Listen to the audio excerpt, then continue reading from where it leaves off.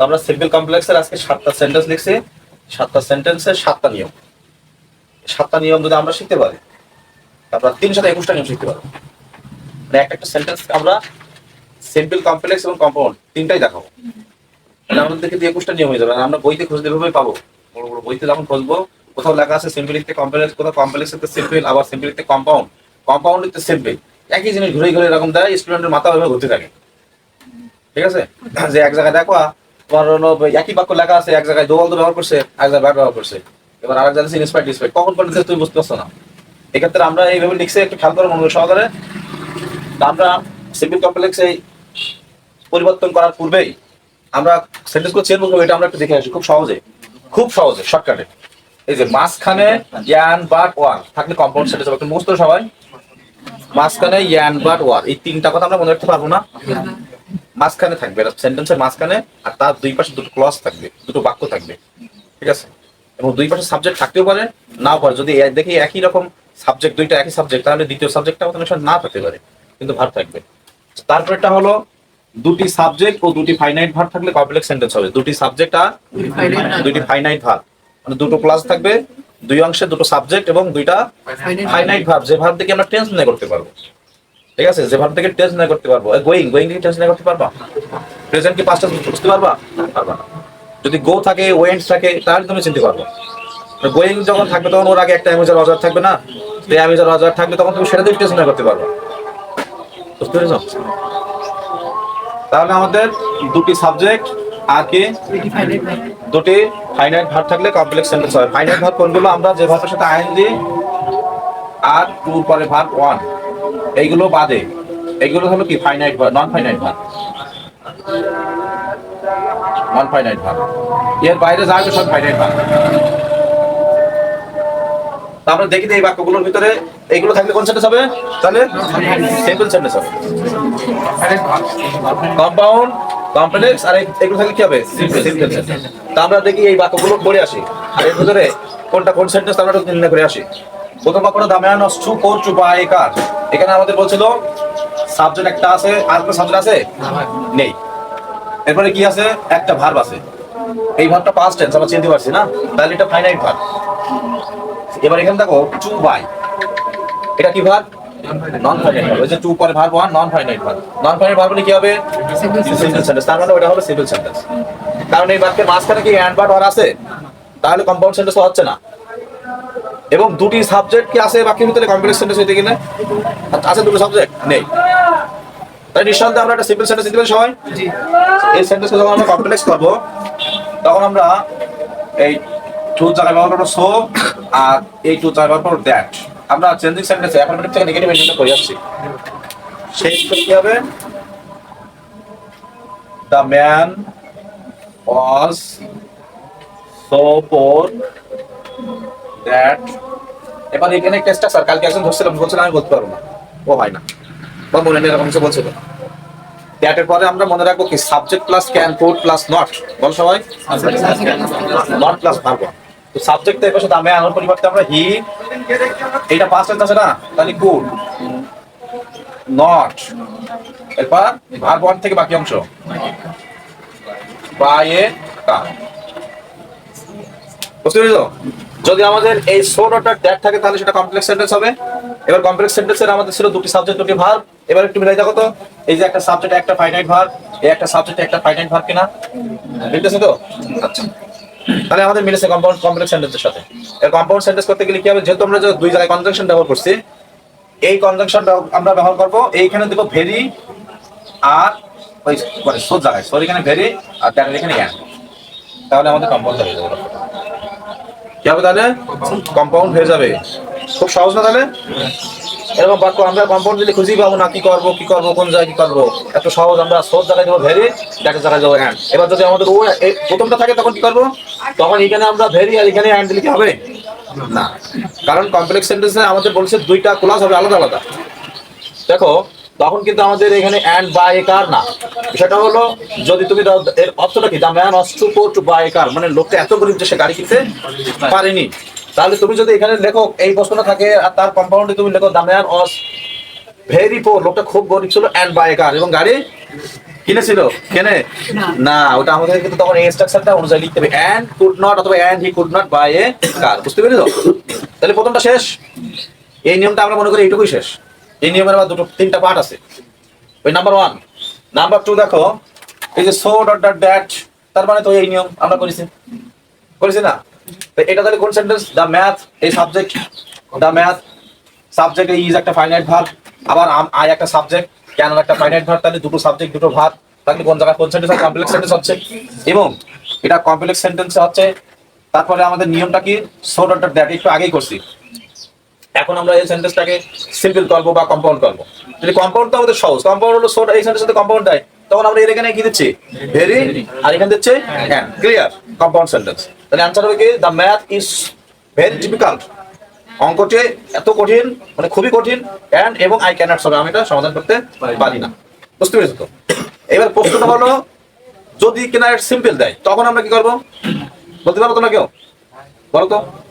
The math is too difficult for me to solve. আর কেউ বলতে পারবা? দেখো এখানে আমরা এখানে টুর পরে এই কি করছিলাম, এখানে টু দেবো, এই তো এখানে আমরা দেবো টু, আর এখানে টুর পরে আর বল এই সলভ, এটা উপরের নিয়ম। দেখো এই অংশে দা ম্যান ছিল একটা সাবজেক্ট, আর এই যে গরিব ছিল এই সেই ব্যক্তিটাই গাড়িটা কিনতে পারে, মানে দুইটা সাবজেক্ট একই ছিল। আর এখন সাবজেক্ট হলো দা ম্যাথ, আর এরপরে সাবজেক্ট আমি আই, দুটো সাবজেক্ট ভিন্ন হয়ে যাচ্ছে। যখন ভিন্ন হবে তখন তার সিম্পল করতে হলে তখন আমাদের এখানে একটু পরিবর্তন করতে হবে। তাহলে আমরা একটু প্রথমটি লিখে আসি, দ্য ম্যাথ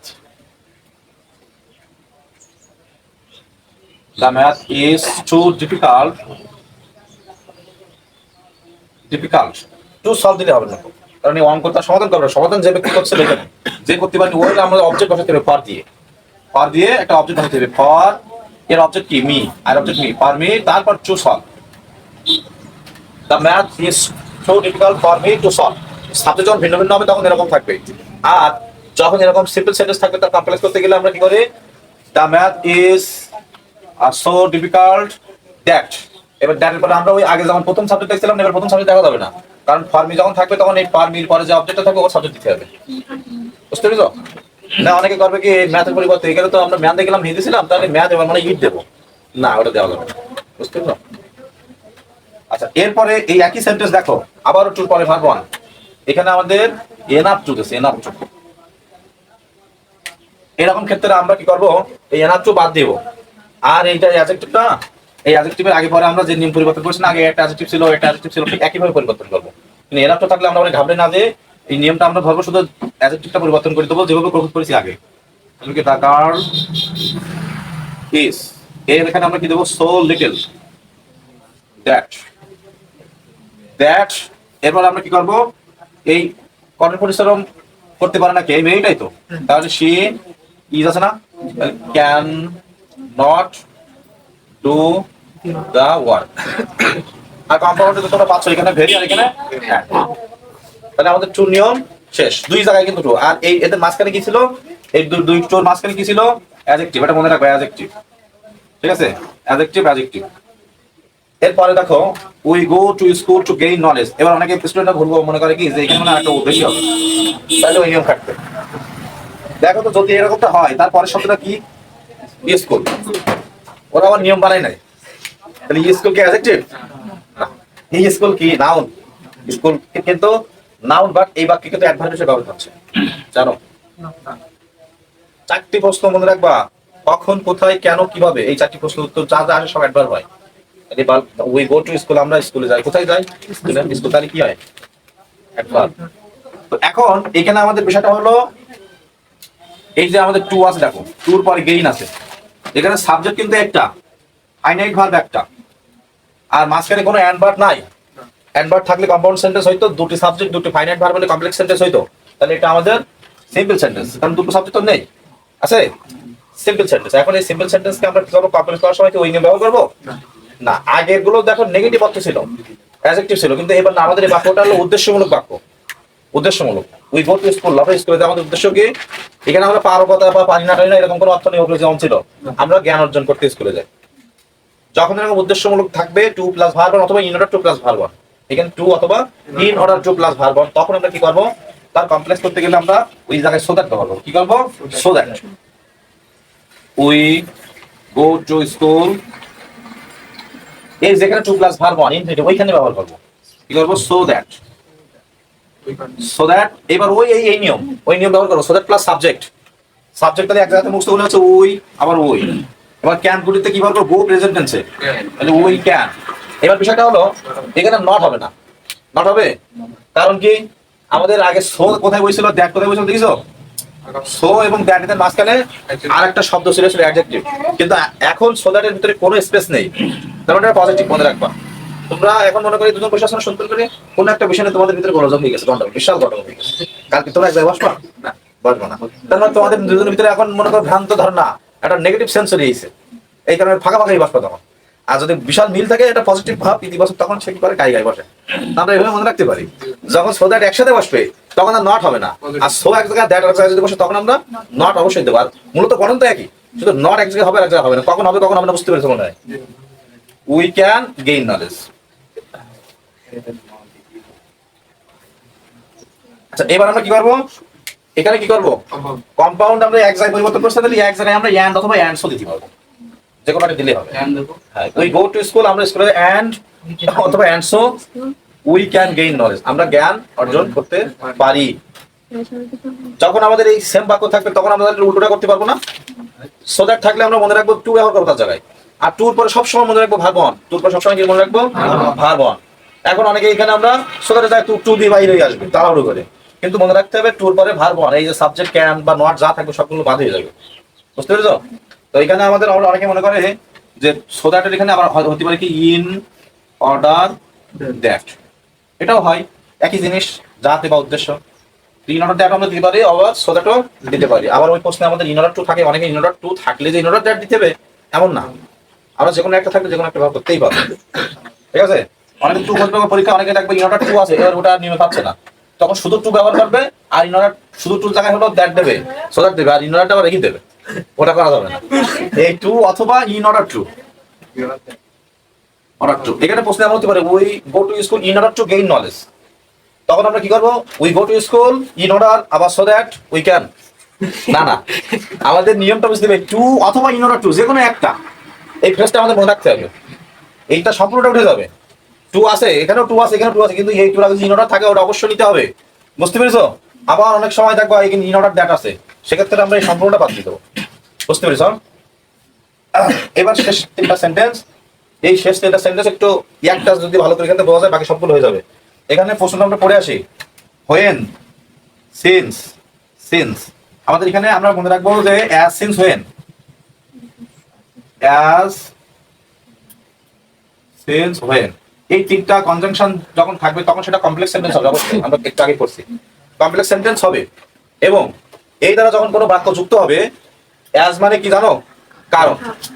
অ্যাজ মানে কারণ, সিন্স মানে কারণ, আবার সিন্স মানে সময় প্রকাশ করে যখন, আর হোয়েন মানেও যখন, হোয়েন মানে কারণ না। তো যখন কোথাও স্পষ্ট কারণ উল্লেখ থাকবে তখন আমরা অ্যাজ দেবো, যখন কোথাও স্পষ্ট সময় উল্লেখ থাকবে হোয়েন দেবো, আর যেখানে আমরা আফসাফসা কারণ বা সময় হতে পারে সিন্স দেবো, যে কোনো একটা। আচ্ছা এখন বিষয়টা হলো যখন এই তিনটা দিয়ে তিনটা যে কোনো একটা যে কোনো সেন্টেন্স যুক্ত থাকবে সেটা কমপ্লেক্স সেন্টেন্স হবে। এবং এই কমপ্লেক্স সেন্টেন্স যখন যুক্ত থাকবে তখন আমরা সাবজেক্টগুলো দেখবো সেম না ভিন্ন ভিন্ন, সাবজেক্টগুলো একই না ভিন্ন ভিন্ন, এবং ভার্বটা কেমন, অক্সিলারি ভার্ব না মূল verb. When Mita reached school, যখন মিতা স্কুলে পৌঁছেছিল, এখানে সাবজেক্ট হলো কি মিতা, আর এখানে ভার্ব কি অক্সিলারি মূল ভার্ব। শি স, সে দেখেছিল হার ফ্রেন্ডস, তার বন্ধুদের, তাহলে এই শি আর মিতা কজন? একজন। এখানে ভার্ব ট্রু, এখানেও ভার্ব ট্রু। তাহলে আমরা এখান থেকে দেখলাম যে মানে সিন্স অ্যাজ হোয়েন থেকে একটা আছে, এবং দুই অংশের সাবজেক্ট একই ব্যক্তি এবং দুই অংশের মূল ভার্ব আছে। এরকম যখন থাকবে তখন আমরা প্রথম অংশ প্রেজেন্ট পার্টিসিপল করবো। কি করবো? Present participle. এটা কমপ্লেক্স সেন্টেন্স সব চিনতে পারছি। তাহলে সিম্পলি কি করবো? প্রেজেন্ট পার্টিসিপল মানে ভার্বের সাথে আইএনজি যোগ, ভার্বের এক নম্বরের সাথে রিস, তাই তো, রিসিং স্কুল, কমা, এই যে এখানে প্রোনাউন আছে নাউনটা ব্যবহার করবো জাস্ট, আর কিছু না। মিতা স যা আছে তাই সম্পর্কে। বুঝতে পেরেছো? তাহলে এখন যখন প্রেজেন্ট পার্টিসিপল কোনো জায়গায় থাকবে তখন আমাদের কিভাবে বসবো, যে রেজিস্টারে দুইটা সাবজেক্ট একই ছিল, দুইটা সাবজেক্ট সেম ছিল এবং কি ছিল, মূল ভাব ছিল। এই কারণে আমাদের প্রেজেন্ট পার্টিসিপল হয়েছে। মিতা আচ্ছা, when Mita reached school she saw her friends, reaching school Mita saw her friend। এখন আমরা শুধুমাত্র এরকম বাক্য যখন থাকবে তখন আমরা কি করব, জাস্ট নন ফাইনাইট ভাবটা করে দিতে পারলেই হয়ে যাবে, নন ফাইনাইট ভাবটা করে দিতে হবে। এখানে অনেকে আবার দেবে আফটার রিচিং স্কুল, স্কুলে পৌঁছানোর পরে, ওটাও দিলে হবে, ওইটা দিলে হবে। আমরা যদি শর্টকাটে কাজ মেটে আমরা বেশি দিতে যাবো না, বেশি কিছু লিখতে গেলে জড়াই ফেলবা, গোলাই ফেলবা, বানান ভুল যাবে, হয়ে যাবে না। ঠিক আছে, তো এখন মনে করো, খেয়াল করো, এই প্রশ্নটা যদি আমাদের থাকে পরীক্ষায়, তখন আমরা কি করবো, আমরা তাল গোল খুঁজে পাই না, টেন্স নির্ণয় করতে পারি না। আমি একটু মুছি, ও তার আগে কম্পাউন্ডটা কি হতে পারে, কম্পাউন্ডটা হোয়েন বাদ দিয়ে দেবো এখানে, বাদ, আর কমার এখানে একটা অ্যান্ড দিয়ে দেবো, কারণ এখানে হলো কি, মিতা স্কুলে পৌঁছলো এবং তার বন্ধু দেখেছিল, এটা তো স্বাভাবিক, ন্যাচারাল। তো তখন আমরা কি দিতে পারি, অ্যান্ড দিতে পারি। একটু আমি কিন্তু মুছে দিচ্ছি, দেখো একটা সেন্টেন্স লিখবো জাস্ট।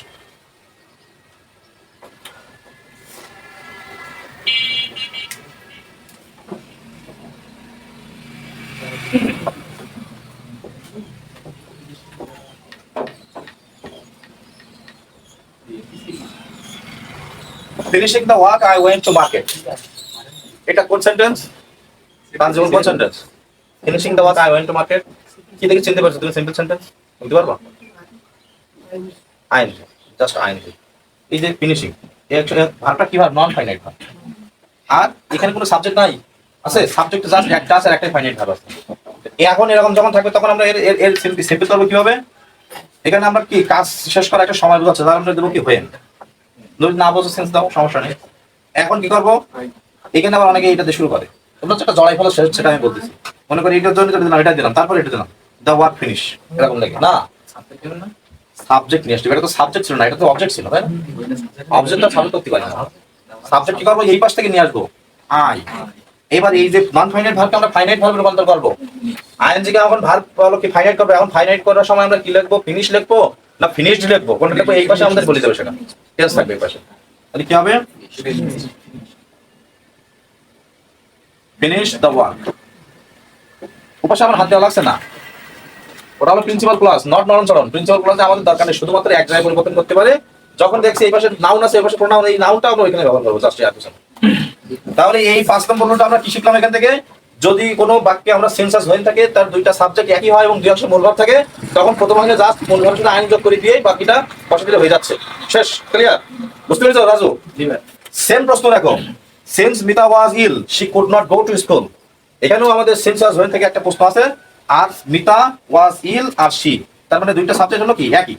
তাহলে এখানে কি আমরা ওই করবো না, এখানে আমাদের দুটো সাবজেক্ট একই আছে, বাট এখানে কি হয়েছে দেখো, এখানে অক্সিলারি ভার্ব ব্যবহৃত হয়েছে, মূল ভার্ব ব্যবহৃত হয়নি। এখানে একটা স্পষ্ট কারণ বোঝাচ্ছে, মিতা ওয়াজ ইল, মিতা অসুস্থ থাকার কারণে she could not go to school, সে স্কুলে যেতে পারেনি। অবশ্যই কারণ বোঝাচ্ছে, এই কারণ বোঝালে আমরা বিভিন্ন বইতে বিভিন্ন ভাবে অ্যান্সার আমরা দেখবো। আর তোমাদের কোথা থেকে যে অ্যান্সারটা দেবে সেখানে একাধিক অ্যান্সার থাকবে, একাধিক অ্যান্সার থাকবে, যে তুমি যেটা জানো সেটাই না, আমি যেটা করার চেষ্টা সেটাই না, সবগুলো অ্যান্সার থাকবে, যতভাবে ওটা হতে পারে। তো দেখো এরকম যখন হবে তখন আমরা স্বাভাবিকভাবে যেটা করি, যেহেতু কারণ বলছি, তখন আমরা বিকজ অফ কি করবো, প্রথমে because of, due to, owing to, যে কোনো একটা। বিকজ অফ কারণে, ডিউ টু, ওয়েইং টু, সবগুলো মানে হলো কারণে। এরপরে তাহলে আমরা লিখতে পারি কি, বিকজ অফ। এবার সাবজেক্টের পজিটিভ কেস, সাবজেক্টের পজিটিভ কেস, তাহলে এটা মিতা না, ছেলে না মেয়ে? মেয়ে। ওর পজিটিভ কেস হলো কি, হার। এখন আমাদের এই ভার্বকে তো আমাদের আর ফাইনাইট রাখা যাবে না, যেহেতু সিলেক্ট করছি, তাহলে কি করতে হবে, নন ফাইনাইট। তাহলে এর নন ফাইনাইট ভার্ব কি হবে, ওয়াজ এর নন ফাইনাইট ভার্ব কি, বিং। কারণ হলো বিভার, আমরা মনে রাখবো বিভার থাকলে বিং, বিভার মানে কি অ্যাম, ইজ আর ওয়াজ আর সবগুলো থাকলে বিং। হ্যাভ ভার্ব হলো হ্যাভ, হ্যাজ, হ্যাড, এই তিনটার থেকে একটা থাকলে হ্যাভিং। আর যদি এর বাদে মূল ভার্ব থাকে তাহলে মূল ভার্বের এক নম্বরের সাথে আইন যোগ, এই নন ফাইনাইট হয়ে যাবে। তাহলে because of her being ill, comma, এই শি এখন বসবে না মিতা বসবে, মূল নাউনটা বসবে। মিতা এদিকে যা আছে সব বসে যাচ্ছে, could not go to school. কি বুঝতে পেরেছো? বিকজ অফ জায়গায় অনেকে ওয়িং টু দিতে পারে, O W I owing to, অথবা কেউ দিতে পারে due to. Because of her ওই কোন বাদ দেন। হ্যাঁ আমি আসি, রাখো। এবার আমাদের এই যে বিং ইল আমরা না করে একটা জিনিস করতে পারি, সেটা কি? বিং ইল যখন আমরা করেছি তখন কিন্তু ইলটা অ্যাডজেক্টিভ ছিল, কিন্তু আমরা নাউন করতে পারি, সেটা করতে পারি because of her illness. Because of her illness, এটা যদি প্রশ্ন থাকে তখন তুমি কি বলবা? কারণ আমরা বুঝছি যে বিকজ কেন ব্যবহৃত হয়েছিল, বাকি কিন্তু অক্সিলারি ভার্ব ছিল, তাই তখন আমাদের প্রশ্ন because of her illness, being ill আর নেই, তখন বিং আছে বিধায় তো তুমি বুঝতেছো এখানে বিভাগ ব্যবহৃত হয়েছে, কিন্তু যখন ইলনেস থাকবে তখন তুমি কি করবা? কি ভার্ব বসাবো ওখানে? অক্সিলারি ভার্ব মানে কি? বিভাগ বসাবো না হ্যাভ ভার্ব বসাবো না কি মূল ভার্ব বসাবো? কোনটা? এটাও প্রশ্ন আসতে পারে। তো আমাদের নিয়মটা হলো আমরা যখন কারণ বোঝাই এরকম পজিটিভ কেসের পরে আমরা বিং প্লাস অ্যাডজেক্টিভ অথবা আমরা নাউন ব্যবহার করতে পারি, যেমন বিকজ অফ ইস বিং পোর না লিখতে পারি আমরা পোভার্টি লিখতে পারি, এরকম হতে পারে। বিং অনেস্ট না লিখে অনেস্ট লিখতে পারি, এরকম প্রশ্ন আসতেও পারে। আর খালি যে প্রশ্নটা করেছে সেই প্রশ্নটা হলো বিং ইল, আমরা এইগুলো বাদ দিতে পারি কিনা? অবশ্যই পারি। কারণ আমাদের মূল টার্গেটটা হলো কি আমরা নন ফাইনাইট ভার্ব করে দেবো, এটাই। এই অংশে সাবজেক্ট আর এই অংশের সাথে যেহেতু একই, তাহলে আমরা এইগুলো সব বাদ দিতে পারবো। জাস্ট এটা বিভাগ আছে তাহলে বিং ইল আর মিতা কুড নট লিখতে পারবো। বাট যখন সাবজেক্টটা করি একটু ভিন্ন, তখন আমাদের কিন্তু আর এই প্রথমগুলো বাদ দিলে চলবে না, সেটা আমরা আসতেছি পরের নিয়ম। দেখো এখানে কি হচ্ছে, তাহলে এর কম্পাউন্ড আমরা কি করতে পারি? এখানে সেন্স বাদ দিলে হচ্ছে Mita was ill and she could not go to school, বুঝতে পেরেছো? আচ্ছা, এবার আমাদের এখানে আসো, since the water was dirty, এখানেও সিন্স আছে, এখানে সাবজেক্ট দ্য ওয়াটার, আর এখানে হলো উই, মানে সাবজেক্ট এবার একটু ভিন্ন হয়ে গেছে না? সাবজেক্ট যখন ভিন্ন হয়ে যাবে তখন আমাদের আর সাবজেক্ট রিপ্লেস করা যাবে না। এখানে যেমন মিতার পরিবর্তে আমরা এখানে দিয়েছিলাম, এখানে হার্ট বা এখানে ধরো বাদ দিয়েছিলাম, কিন্তু আমরা এখানে একটা সাবজেক্টের পরিবর্তে একটা সাবজেক্ট দিতে পারবো না, কারণ সাবজেক্ট দুটাই ভিন্ন। এখন আমাদের তাহলে কি করার? যেহেতু কমপ্লেক্সের আমাদের কোঅর্ডিনেটিং কনজাংশন হলো এটা, এই সাবঅর্ডিনেটিং কনজাংশন থেকে এটা বাদ, আমরা সাবজেক্ট লিখবো দ্য ওয়াটার, আর বিভাগে তাহলে শুধু বিং করে দেবো। দ্য ওয়াটার বিং ডার্টি, পানি নোংরা থাকার কারণে উই কুড নট ড্রিঙ্ক, আমরা পানি করতে না, এটা দিলে হবে, এটা দিলে হবে। তাহলে তুমি আগেরটা বিকজ অফ দিচ্ছ আর এখানে দিচ্ছ না কেন? আমরা সাবজেক্ট এখান থেকে টোটাল বাদ দিয়েছিলাম আগেরটাই, কিন্তু এবার কি সাবজেক্ট দিচ্ছি দ্য ওয়াটার বিং ডার্টি, পানি নোংরা ছিল। আর যদি এবার তুমি এটা দাও তাহলে বিকজ অফ এর পরে মনে রাখবো অফ যখনই দেবো তখন পজিটিভ কেস দিতে হবে। আমাদের দরকার কি? দ্য ওয়াটার বিং ডার্টি, পানি নোংরা থাকার কারণে। আমাদের মূল টার্গেট হলো কি ভার্বটা নন ফাইট করতে পারছি কিনা, বুঝতে পেরেছো? তো আশা করি এই নিয়মগুলো বুঝতে এটা